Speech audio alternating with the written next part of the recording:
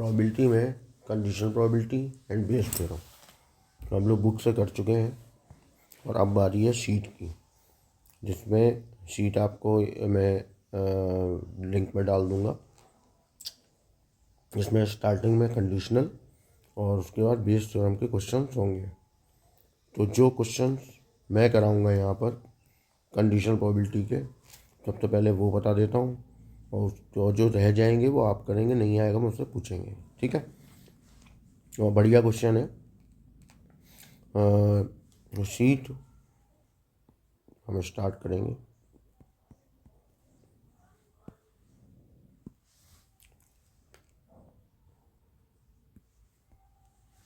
आप शीट में सबसे पहले हम डिस्कस कर लेते हैं जो मैं कराऊंगा क्लास में।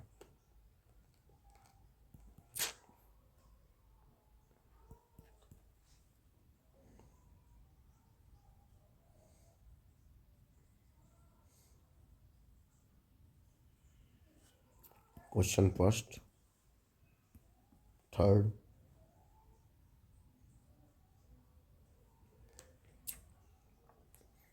Fifth,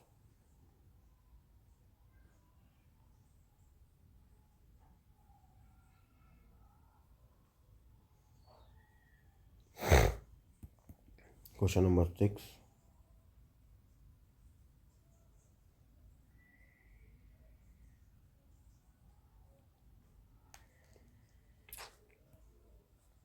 question number 8,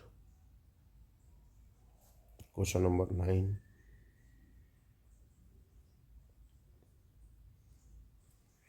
question number 11। 10 और 11 एक जैसे हैं, 11,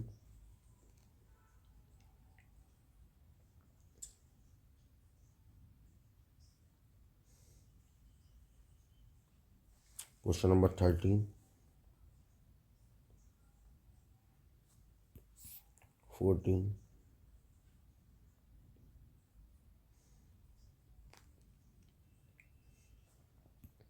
15,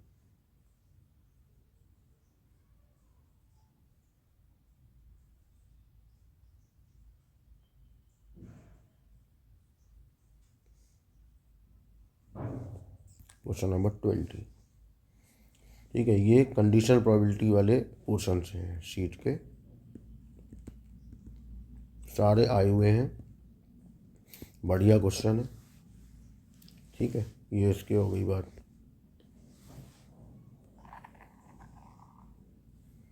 अब बेस थ्योरम में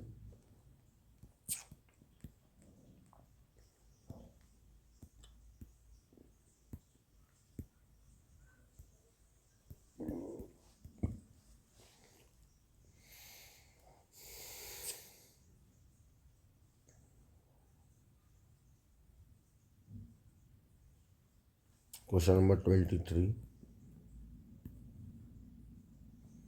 24, 25,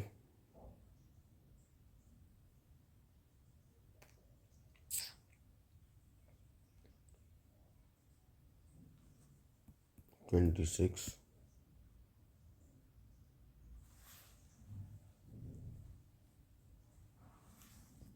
28,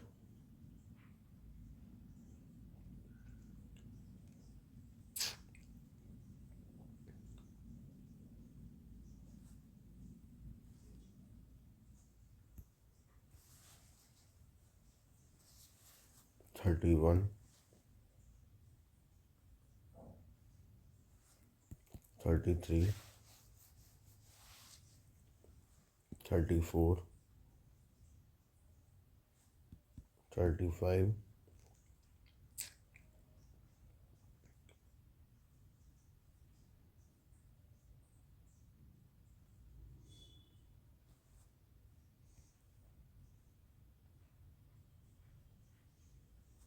39। ये हो गए आपके बेस थ्योरम वाले। इसके बाद पहले बुक से प्रोबेबिलिटी डिस्ट्रीब्यूशन होगा एंड फिर शीट से। इसमें तीनों हैं, ठीक है, शीट के अंदर। तो अब हम स्टार्ट करते हैं कंडीशनल प्रोबेबिलिटी से।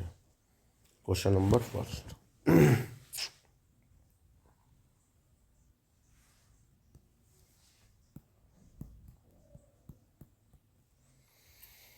क्वेश्चन फर्स्ट में बोला है a couple has 2 children,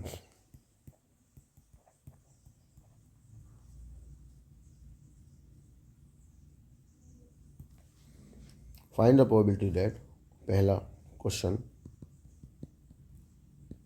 probability find करनी है, both children are boys if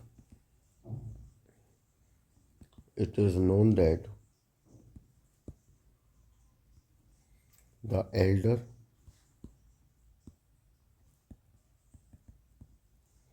child is boy।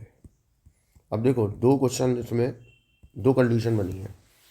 उन्होंने बोला कि एक कपल के पास 2 चिल्ड्रन हैं, दोनों, पहली कंडीशन है मतलब बोथ चिल्ड्रन आर बॉयज, इस बात की प्रोबेबिलिटी, लेकिन ये हम पहले से जानते हैं कि जो एल्डर वाला है वो एल्डर चाइल्ड जो है वो बॉय है। तो अपन क्या करेंगे, ई और एफ कंडीशन बना लेंगे दो।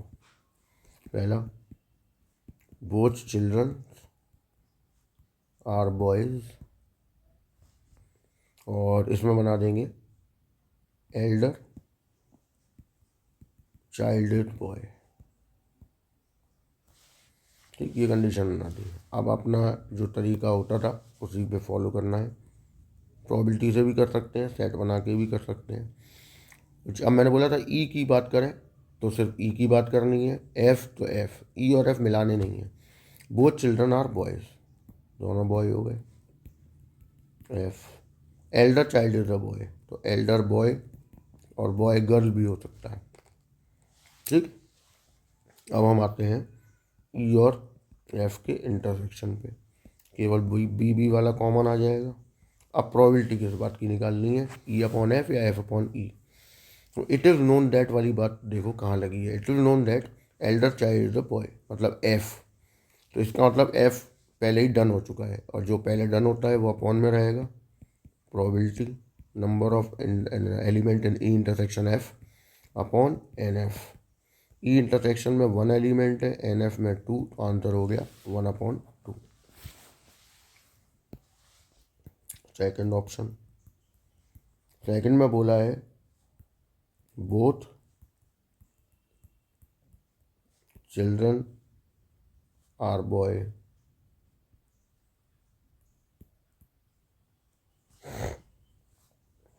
if it is known that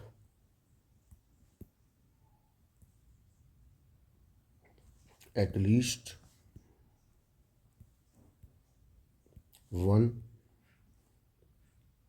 of the children is a boy।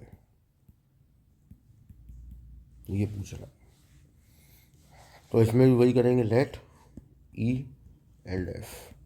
ई तो वही रहेगा अपना, बोथ जो पिछले वाले में था, चिल्ड्रन आर बॉयज, और इसमें हो जाएगा at least one of the child is a boy. अब कंडीशन बनाओ, E equals to both boy, और एफ में आ जाओ कम से कम एक बॉय हो, at least one of the child is a boy, तो boy girl, girl boy, boy boy. ठीक है ना, इसमें बोला कम से कम एक चाइल्ड बॉय हो, तो कम से कम एक में दो कंडीशन बनेंगी, बी जी और जी बी, और मैक्सिमम 2 भी हो सकते हैं, तो दोनों। ठीक, अब ई और एफ का इंटरसेक्शन, अब फिर वही, इट इज़ नोन दैट किसके पहले लगा हुआ है कि one of the child, at least one of the child is a boy, मतलब एफ से पहले, यानी पहले ही हो चुकी है, ई अपॉन एफ, और ई अपॉन एफ में 1 और एफ में 3, तो आंसर हो गया 1/3। तो वो लॉजिक अपने वो पुराने वाले वही रहेंगे जैसा कि आपको उस टाइम पे बताया था, और उसी के हिसाब से हमने क्वेश्चन को सॉल्व किया है, बहुत आसानी से सॉल्व हो जाएगा। इसके बाद हमने क्वेश्चन कौन सा बोला है, third.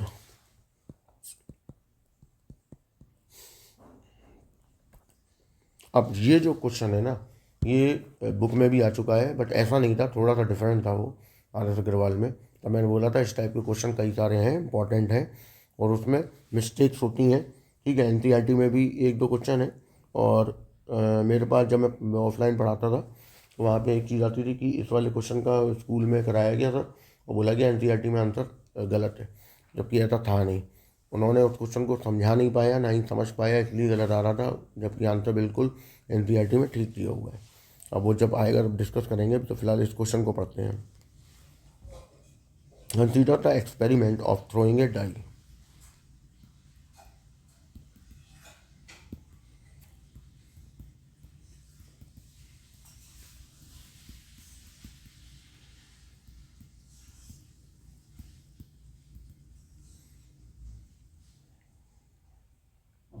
If a multiple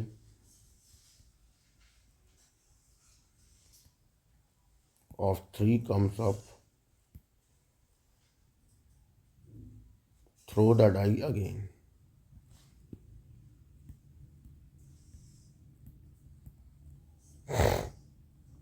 And if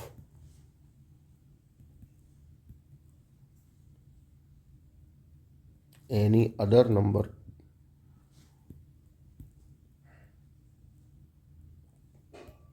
comes, then toss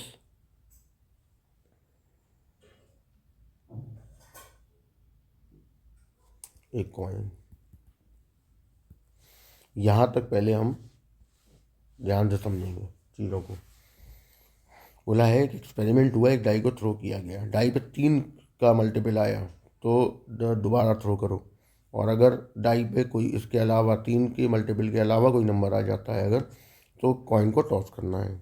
अब कंडीशन ई और एफ। ई बोला हुआ है the coin show a tell,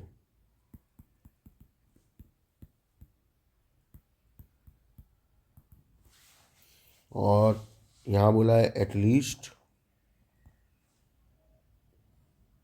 1 die show a 3।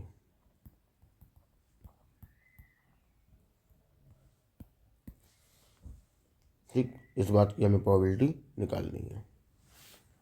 ठीक है, अब देखो क्या हो सकता है, हम कैसे कैसे इसमें चीज़ें कर सकते हैं, दिक्कतें क्या क्या आएंगी इस टाइप के क्वेश्चन में। तो अभी मैं जैसे इस क्वेश्चन को उठाया, इसी टाइप के दो सारे क्वेश्चन इसमें से उठाऊंगा पहले कंडीशन में से, और उनके बीच में डिफरेंस समझाना पड़ेगा आपको, तब आपके समझ में आएगा कि क्या डिफरेंस है, और हम इस क्वेश्चन या एक पर्टिकुलर क्वेश्चन को हम ऐसे कर सकते हैं, क्या क्या चीज़ें उसमें हमें ध्यान रखनी है। और इम्पॉर्टेंट क्वेश्चन है क्योंकि कई बार आ चुके हैं। ठीक है, अब देखो समझो जो ये बोल रहे हैं। हम यहाँ पर पहले एक मेथड से करते हैं जो हमारा नॉर्मल मेथड है, जिससे हम करते हुए आए हैं। ठीक, ई का सेट बनाते हैं। बोला था कॉइन शो टेल। ठीक, अब पढ़ो क्वेश्चन को।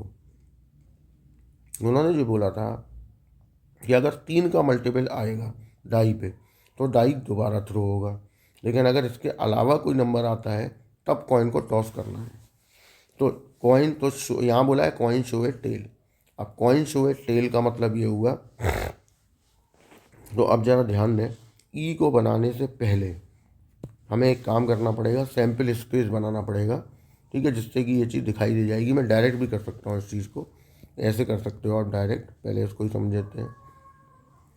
जब कॉइन तब टॉस हुआ होगा जब 3 का मल्टीपल नहीं आएगा। जैसे 1 आया, 1 और उसके बाद कॉइन टॉस हुआ तो कॉइन हेड आ सकता है। 2 आया फिर हेड आ सकता है।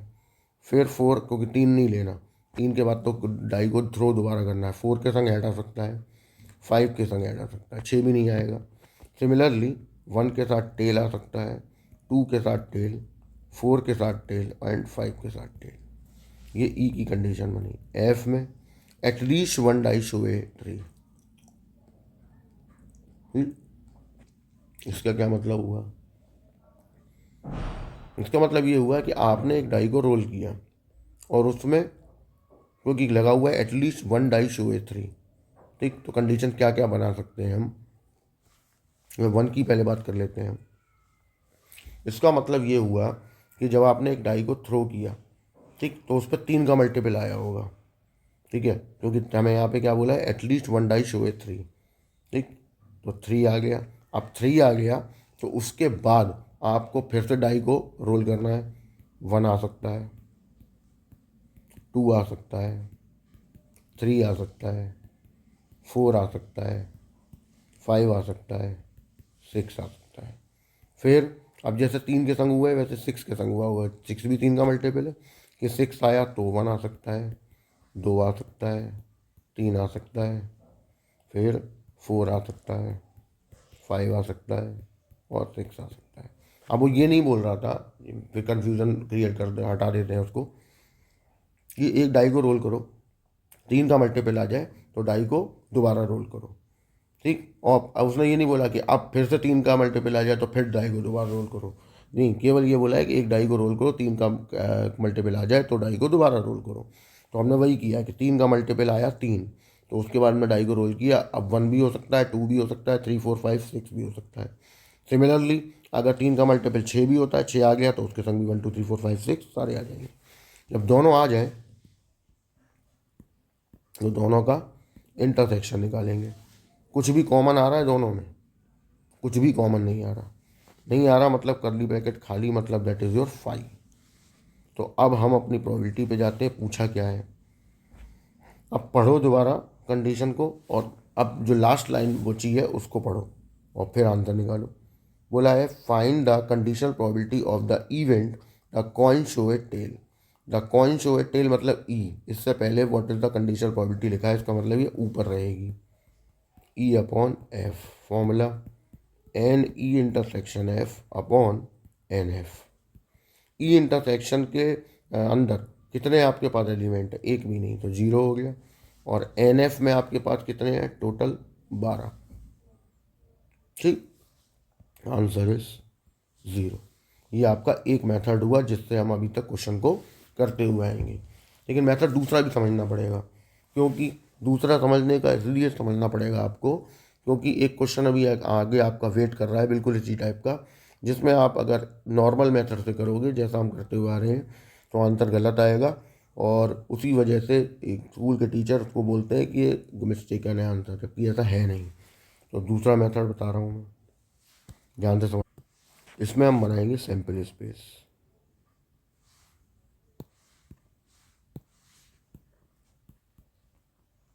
क्या बोला था कि आपने एक डाई को रोल किया, 3 का मल्टीपल आ जाए तो डाई को दोबारा रोल करो। तो देखो 3 1, 3 2, 3 3, 3 4, 3 5, 3 6, 6 1, 6 2, 6 3, 6 4, 6 5, 6 6, ठीक। और ऐसा भी हो सकता है कि 3 का मल्टीपल नहीं आया है, मतलब 1 आ गया, तो कॉइन को टॉस करो, 1 के संग हेड, फिर 1 के संग टेल, दोनों हो सकते हैं।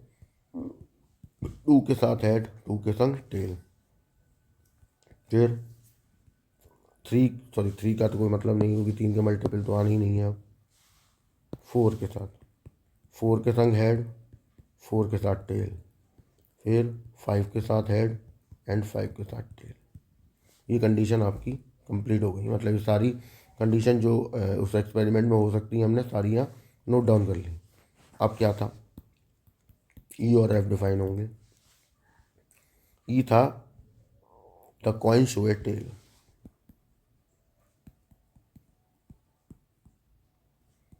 शो ए टेल,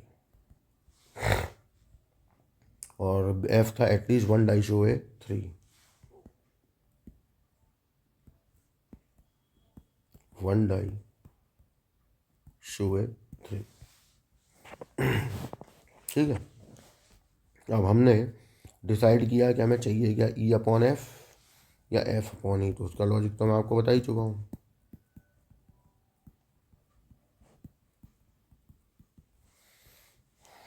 अब हमें इसमें वैल्यू रखनी है, ठीक है।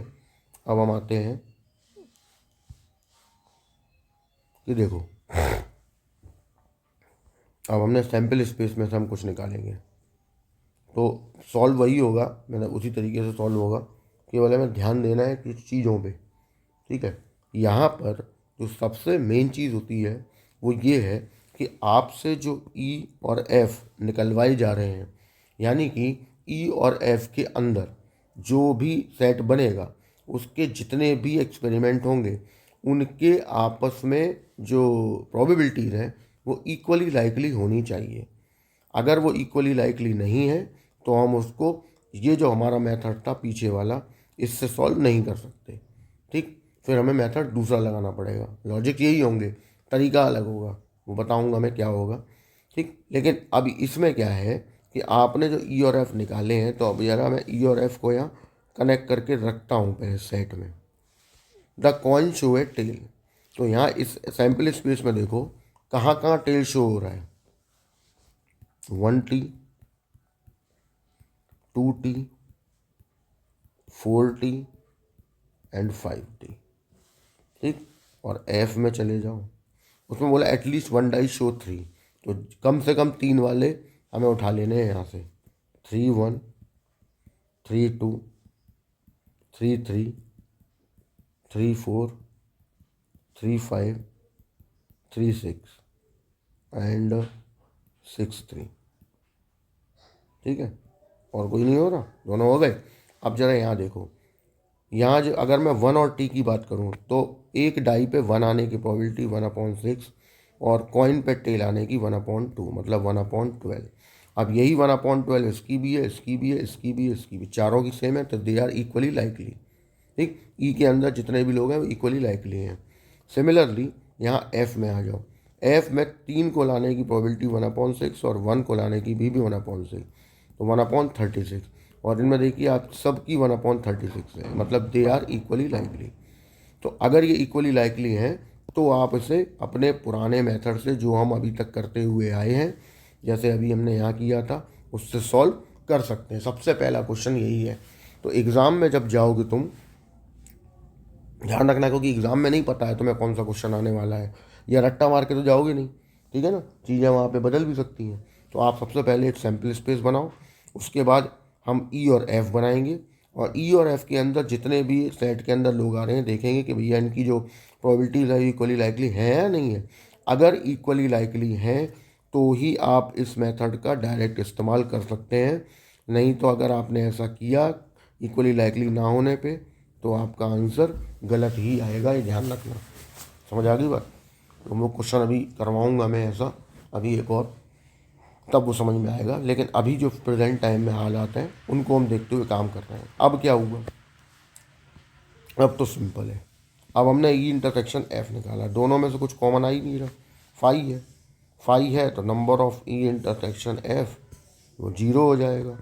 तो probability of E upon F equal to 0 upon, और एफ में अपने 12 लोग हैं, तो 1 2 3 4 5 6 7 7 है। अगर इस मेथड से करते हैं तो आंसर है 0। तो दोनों से आंसर सेम आ गया, दोनों मेथड से, इससे भी और इससे भी। ठीक, अब हम एक क्वेश्चन उठाते हैं जो इसका जस्ट अपोजिट होगा, जिसकी वजह से आपको ये समझाया गया, और तभी आपके दिमाग में ये चीज़ जाएगी कि हम क्यों नहीं कर सकते थे, वहाँ क्या प्रॉब्लम आ रही थी। ठीक है, एक क्वेश्चन उठा रहा हूँ मैं, क्वेश्चन नंबर 8। पढ़ो question. Consider the experiment of tossing a coin.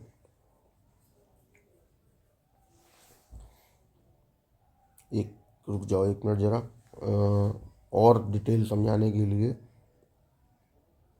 पहले हम एक और क्वेश्चन करते हैं जो बिल्कुल ऐसा ही होगा, तब आप डिफरेंस कर पाओगे।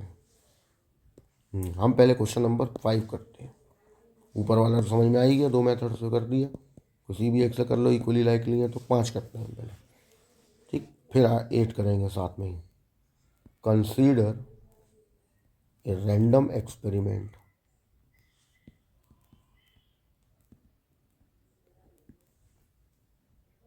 in which a coin is tossed and if the coin show head, it is tossed again. But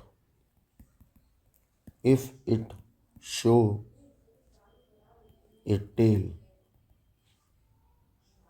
then a die roll. ठीक, इतनी बात हो गई। या आपने एक एक्सपेरिमेंट किया एक कॉइन के साथ, अगर हेड आ गया तो कॉइन दोबारा टॉस होगा, अगर टेल आ गया तो डाई रोल करना पड़ेगा। ठीक, अब हम इसे अपने सैम्पल स्पेस से कर बनाते हैं। वो मैंने बोला ही है, पहले सैम्पल स्पेस बनाओ, उस टाइप का कोई क्वेश्चन आए तो हम सैम्पल स्पेस बनाते हैं। एक कॉइन को टॉस किया, कर दिया भाई, हेड आया। ठीक, कुछ भी आ सकता है। हेड आया अगर, तो उसने क्या बोला था, अगर हेड आएगा तो आपको टॉस दोबारा करना है।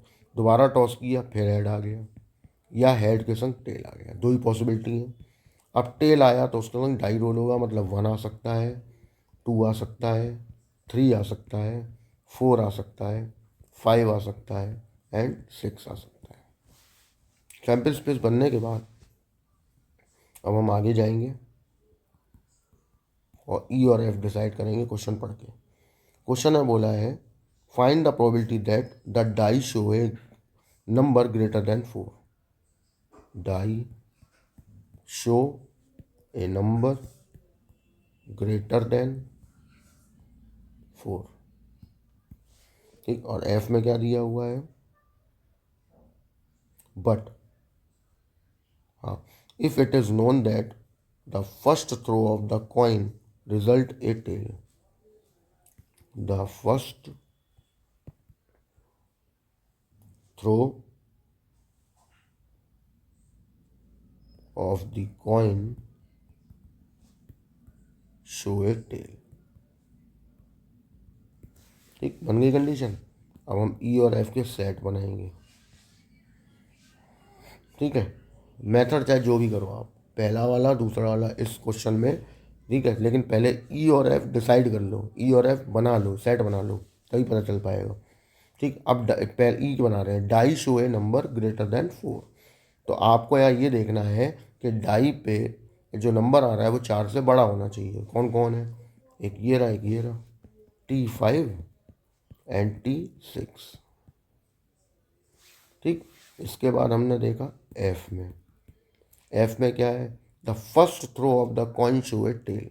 तो कॉइन के थ्रो पे मतलब फर्स्ट थ्रो पे क्या का टेल आ रहा था, ये यहाँ से लेके यहाँ तक, T1, T2, T6, sorry T3, T4, T5 and T6। अब देखो यहाँ पर ई और एफ में, ई में टेल आने की प्रोबेबिलिटी 1/2, 5 आने की 1/6, मिलके 1/12, और T6 की भी 1/12, मतलब equally likely. T1, T2, T3, T4, T5, T6 F में, इनकी भी सबकी 1/12, तो they are also equally likely. तो जैसे ही पता चल जाए कि इक्वली लाइकली है, मतलब आप तुरंत समझ जाओ कि हम इसको पहले मेथड से करें या दूसरे मेथड से, आंसर दोनों से सेम आना है। ठीक, आपने क्या किया, इंटरसेक्शन एफ निकाला, ई इंटरसेक्शन एफ दोनों का कॉमन होता है, T5 एंड T6 वाला कॉमन आ गया, बहुत ध्यान से समझना। अब हमने डिसाइड किया कि ई अपॉन एफ या एफ अपॉन ई, वो क्वेश्चन हमें बता देगा कि if it is known that first throw of the coin result in a tail, यानी एफ से पहले लगा हुआ है नोन दैट, मतलब ये अपॉन में पहले ही हो चुकी है। N E intersection F upon N F equal to, इसमें है 2 और एफ में कितने हैं हमारे पास, 6। Answer is 1/3। ठीक, ये आप आराम से कर सकते हो, कोई दिक्कत नहीं है, इसमें कोई इशू ही नहीं है। क्लियर है। दूसरे मेथड से हम करें अगर, इसी को यहाँ तक तो लाना ही पड़ेगा, क्वेश्चन को यहाँ तक तो लाना ही है, उसके बाद फिर मेथड चेंज होता है। अब दूसरे मेथड से अगर हम करें तो हम उसमें क्या करेंगे,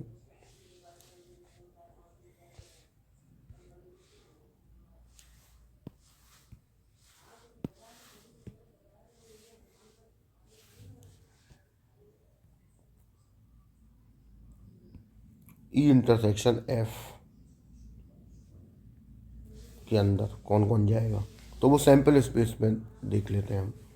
ई इंटरसेक्शन एफ का मतलब था कि डाई जो आपका शो करे वो नंबर 4 शो करे और फर्स्ट थ्रो में कॉइन का जो फर्स्ट थ्रो उस पर टेल आया हो, तो 4 से बड़ा और कॉइन शो, तो ये तो दो ही है T5 T6, तो ये हो गया T5 एंड T6। और F के बाद F में क्या था, F तो अपना बना बनाया रखा हुआ है, तो उसमें तो कुछ सोचना ही नहीं है, ये हो गया। अब उसने बोला E अपॉन F निकालो, ठीक, तो probability of E intersection F upon probability of F, तो हम इसको ऐसे निकालते हैं फिर ई इंटरसेक्शन एफ को दूसरे मेथड से। ई इंटरसेक्शन एफ में ये आ रहा है, तो टी का मतलब 1/2, 5 का 1/6, 1/2 1/6, ये 6 वाला हो गया अपॉन में। एफ वाले में जाएंगे तो एफ वाले में T1 से लेके T6 तक, तो 1/2 into 1/6 plus 1/2 into 1/6 plus 1/2 into 1/6 plus 1/2 into 1/6 plus 1/2, मतलब दोनों को अलग अलग प्रोबेबिलिटी, 1/6 1/2 इंटू 1/6, 6 टाइम्स क्यों हुआ, क्योंकि वहाँ 6 कंडीशन है, यहाँ पे 2 थी वहाँ 6 है। सॉल्व कर लिया, 1/12 यानी 2/12 आ जाएगा, ये 6/12, 2/6, आंसर 1/3। दूसरा मेथड ये होता है कि अगर इक्वली लाइकली, देखो इक्वली लाइकली है ई और एफ आपस में, ई अपने में और एफ में अपना, तो आप किसी भी मेथड से करो, पहले मेथड से या सेकंड मेथड से प्रोबेबिलिटी निकाल के, दोनों के आंसर आएगा सही। अब हम यही क्वेश्चन कर रहे हैं, हमारे पास ऐसा ही क्वेश्चन एक और है, लेकिन अब देखना वहाँ क्या दिक्कत होगी, और that is your NCERT based question. Question number 8 पढ़ोगे तो ही समझ में आ जाएगा। Consider the experiment of tossing a coin if the coin show head, toss it again. If coin show tail, throw a die. Same है, sample space बनाओ, head के संग हेड, हेड के संग टेल, टेल के साथ 1 2 3 4 5 6 सारे आ गए। अब पढ़ो कंडीशन जरा ई और एफ वाली।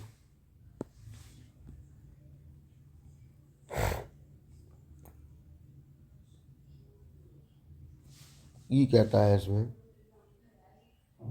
Find the condition probability that even the die show a number greater than 4, the die show a number greater than 4। F क्या कहता है, एफ कहता है there is at least 1 tail, ये कहता है। अब देखो जरा क्या होगा, क्या यहाँ पर हम इसे फर्स्ट मेथड से करते हैं, अपने नॉर्मल मेथड से।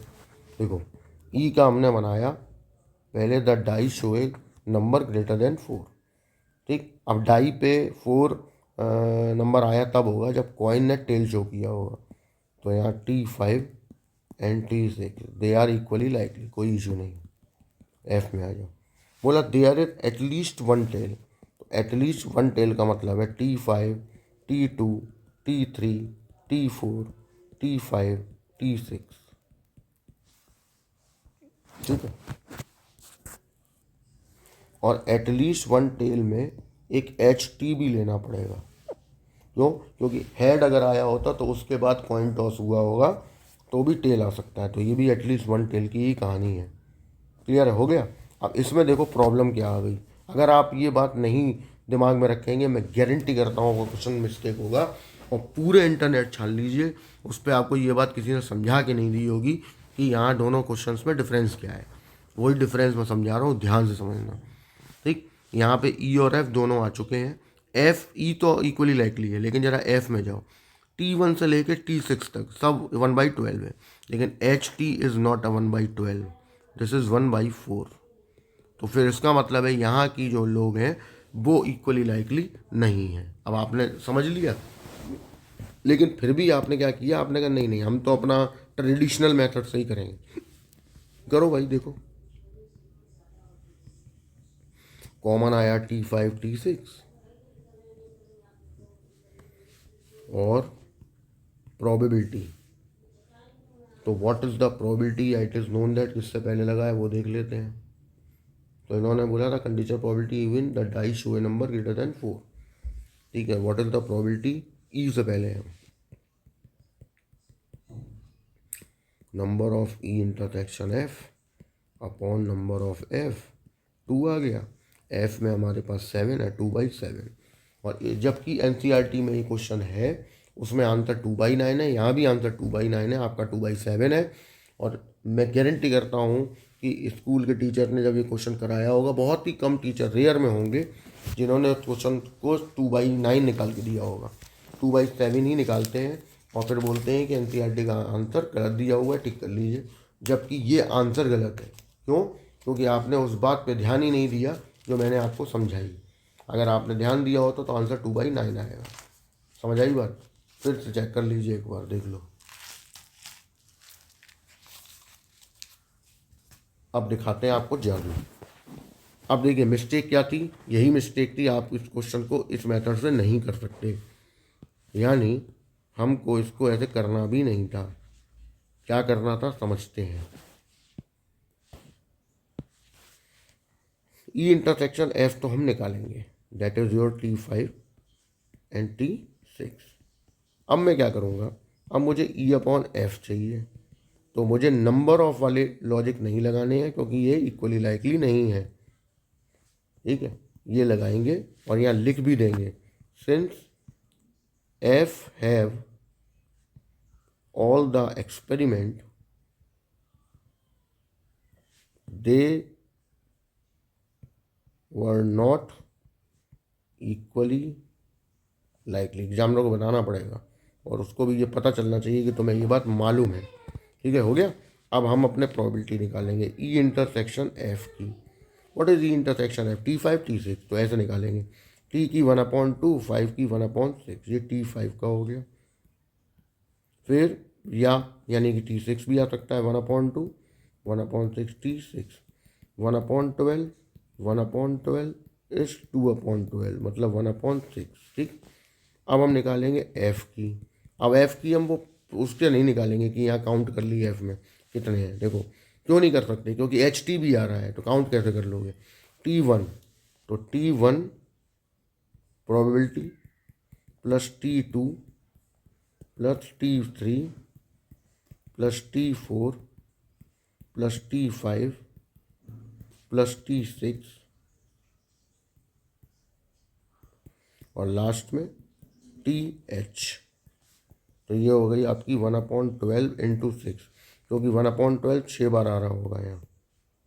ठीक, और ये हो गई आपकी 1/2 इंटू 1/2 टेल और हेड की।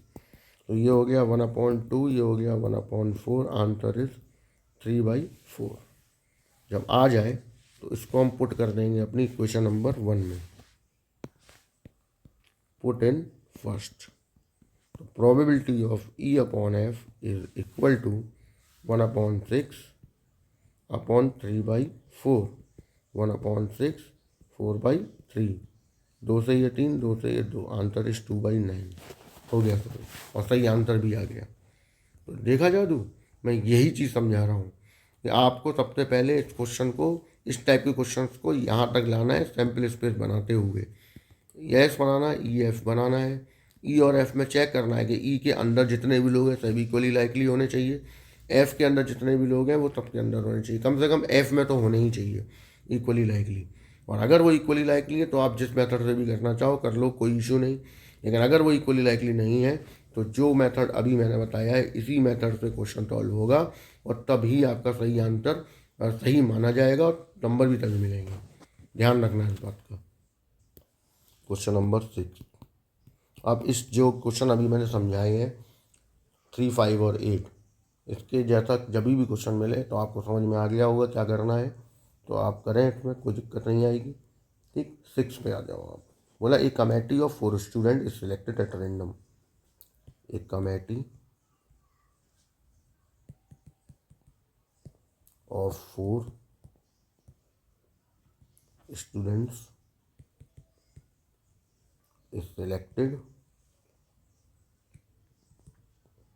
at random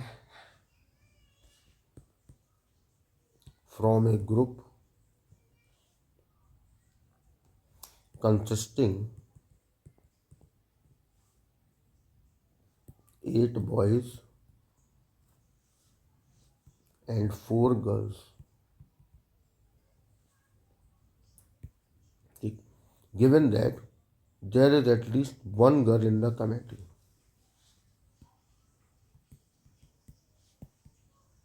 There is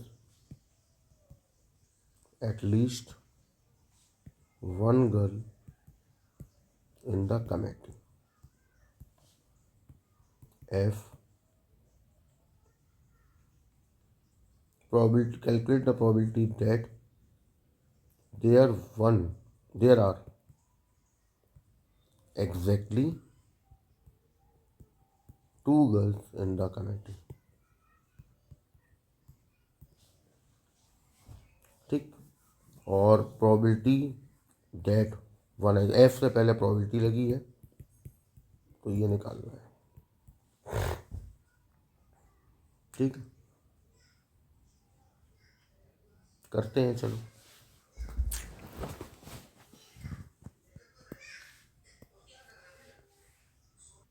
देखो, total person for the committee 12, जिसमें 8 बॉयज़ हैं 4 गर्ल हैं, और chosen for the committee is 4। अब इसमें ई और एफ हम लोग पहले ही ले चुके हैं। अब अगर इसको सेट बना के तुम करोगे तो बहुत डिफ़िकल्टीज आने वाली हैं, क्योंकि आपको 4 लोग लेने हैं और कंडीशन लिखी ई में कि at least 1 girl in the committee. अब 1 गर्ल का मतलब होएगा कि पहले ये कंडीशन बनानी पड़ेगी।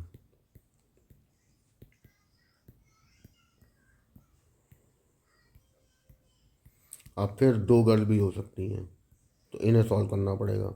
ऐसे बनती चली जाएंगी, ये बनने में बहुत टाइम लगेगा, कुछ छूट भी सकता है। तो हम लॉजिक प्रोबेबिलिटी वाला क्रिएट करते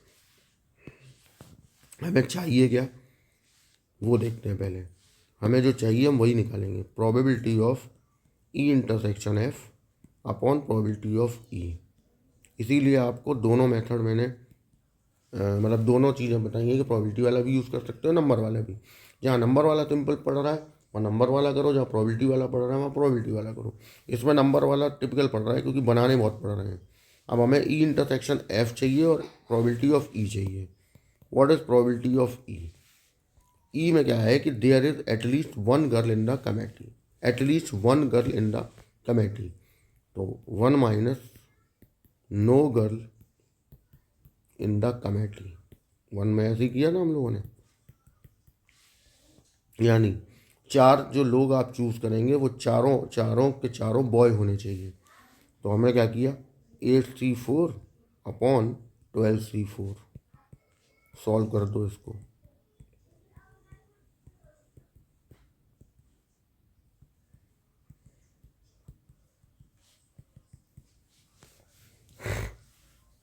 ये हमने सॉल्व कर दिया है। सॉल्व आप अपने मेथड से करें, जैसे चाहे वैसे करें। अब इंटरसेक्शन वाली बात करते हैं। इंटरसेक्शन में क्या है, दोनों कंबाइन करने होंगे। बोला कि there are exactly 2 girls in the committee, और ई बोल रहा है there is at least 1 girl in the committee. दोनों कंबाइन करो कि कम से कम 1 गर्ल हो कमेटी में और एग्जैक्टली 2 गर्ल हो कमेटी में। ठीक, दोनों कंबाइन करना है। इसका मतलब है कि हम क्या क्या कंडीशन ले सकते हैं।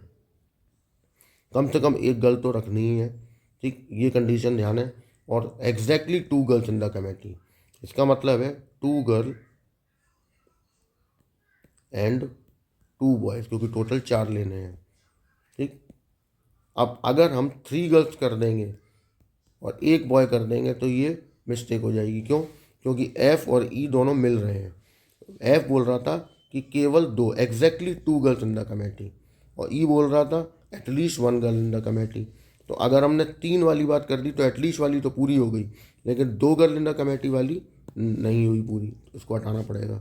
अब ज़रा और सोचो, अगर हम इसमें 1 गर्ल वाली कंडीशन लगाएं और ऐसा कर दें तो एटलीस्ट 1 तो पूरा हो गया, लेकिन 2 वाली कंडीशन नहीं हुई पूरी, इसका मतलब ये भी नहीं ले सकते। तो ये अब ऑप्शन ख़त्म हो गए आपके पास, कि अगर आपने ऐसा कर दिया कि 4 गर्ल ले ली और एक भी बॉय नहीं लिया तो भी गलत हो जाएगा। क्यों? क्योंकि एटलीस्ट 1 तो पूरा हो जाएगा, लेकिन एग्जैक्टली 2 गर्ल वाला पूरा नहीं होगा। मतलब आप ये वाली में सिर्फ एक ही कंडीशन बनेगी। अब 2 girl in the committee, girl है कितनी टोटल? 4,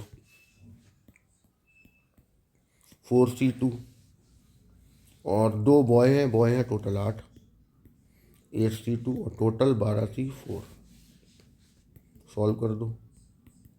सॉल्व आपका अपना होता है, जैसे चाहें वैसे सॉल्व करें। मेरा अपना है, मैं अपना कर रहा हूँ, आप अपना करें, जैसे चाहें वैसे कर। ये आपका सॉल्व होके ये आ गया। अब हम इन्हें वैल्यू को पुट कर देंगे। पुट इन फर्स्ट F/E, ऊपर इंटरसेक्शन अपॉन में 85/99। सॉल्व करो, देखिए सॉल्व होके क्या आया, 168/425। तो इस क्वेश्चन को सॉल्व कर दिया हमने, अपने जो मेथड चलता आ रहा है उसी से। लॉजिक बैठिए, समझिए, ठीक है, और जो मैंने बोला उस पर काम करिए, सॉल्व करिए, आ जाएगा आंसर, कोई इशू नहीं। अब देखिए 9 वाला क्वेश्चन तो वही एक्सपेरिमेंट वाला है, जिसमें इक्वली लाइकली देखना होता है, तो वो आप करेंगे। मैं क्वेश्चन नंबर 11 करा देता हूँ। बोला है एन अर्न कंटेन 4 टिकट, ठीक। अर्न मतलब एक बैग है जिसमें 4 टिकट है टोटल। इन टिकट्स पे नंबर डले हुए हैं 112, 121, 211 और 222, ठीक। 1 ticket is drawn,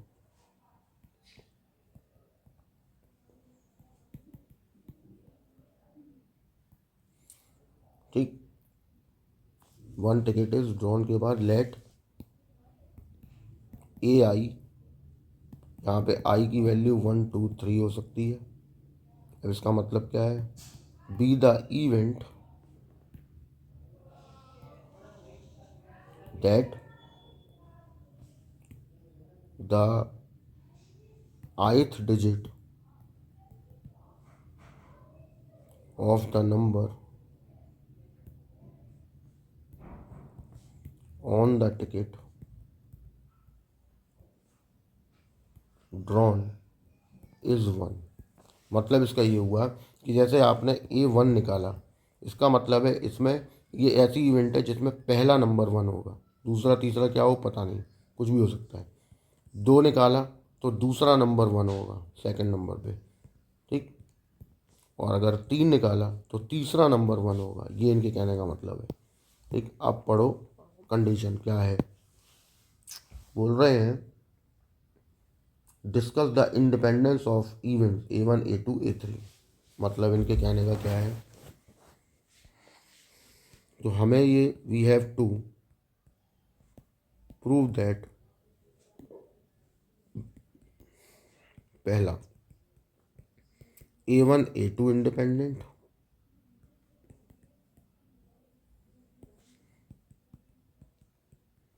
A2 A3 independent, A3 A1 independent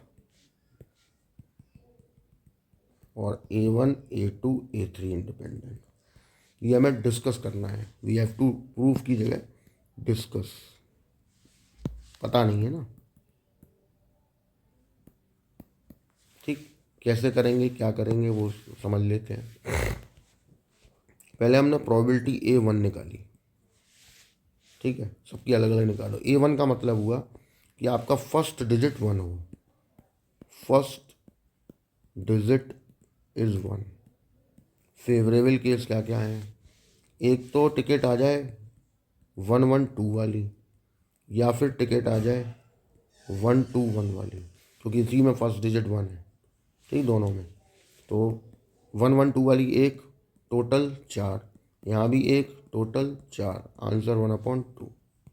फिर A2 निकाला, इसमें सेकंड डिजिट 1 हो। इसमें क्या क्या ऑप्शन है? सेकंड डिजिट 1 है 1 1 2 में और 2 1 1 में।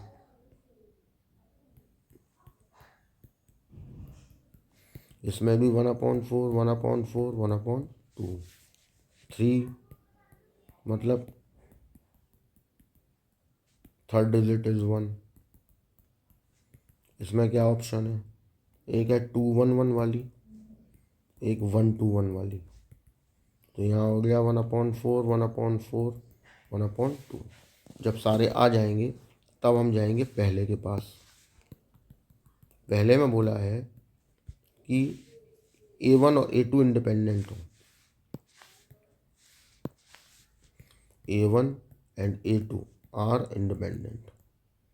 और अगर हम इंडिपेंडेंट चाहते हैं कि हो जाए तो A1 एंड A2 यानी कि दोनों का इंटरसेक्शन, वो PA1 और PA2 के मल्टीप्लाई के इक्वल आना चाहिए। तो हमने क्या किया, probability of A1 intersection A2 LHS निकाला। इसका मतलब है, इनका कहने का क्या है कि फर्स्ट, क्योंकि दोनों का इंटरसेक्शन है, and second both digit is 1। तो देखो जरा ऐसा कौन है जिसमें दोनों 1 हो, पहला भी और दूसरा भी। केवल एक ही है, वो है 1 1 2। तो फेवरेबल केस 1, टोटल 4। अब आपने RHS लिया, PA1 और PA2 का मल्टीप्लाई कर लिया। A1 is 1/2, A2 is 1/2, answer 1/4। दोनों इक्वल है, LHS इक्वल टू RHS, मतलब A1 A2 इंडिपेंडेंट है। अब सिमिलरली सेकंड और थर्ड आप करेंगे। मैं इसका फोर्थ पार्ट बता रहा हूँ। उसमें बोला उसने कि हमें प्रूफ क्या करना है, मतलब चेक क्या करना है, A1 A2 A3 are independent और नॉट। तो यहाँ क्या होगा, PA1 A2 A3 equal to PA1 PA2 और PA3, ये बोला है। प्रूफ करना है तो ज़रा देखो, A1 intersection A2 intersection A3, इसका मतलब हुआ first second and third all digits 1। ऐसा कोई नंबर ही नहीं है, प्रोबेबिलिटी होगी 0, यानी LHS ये आ गया तुम्हारा। जबकि RHS A1 A2 A3 तीनों की है 1/2, 1/2, 1/2, 1/8। LHS not equal to RHS, so A1 A2 A3 are not independent. ऐसे करना था ये वाला क्वेश्चन, ठीक, समझ में आ गया होगा, कोई डाउट नहीं। अब इस वीडियो को मैं यहीं एंड कर देता हूँ। आपको कंडीशनल प्रोबेबिलिटी के जो क्वेश्चंस मैंने बताए हैं वो क्वेश्चन आपको कर लेने हैं जो बचे हुए हैं। और जो क्वेश्चन जैसे 20 बचा हुआ है वो मैं बता दूंगा। और कौन सा था देख लेते हैं एक बार।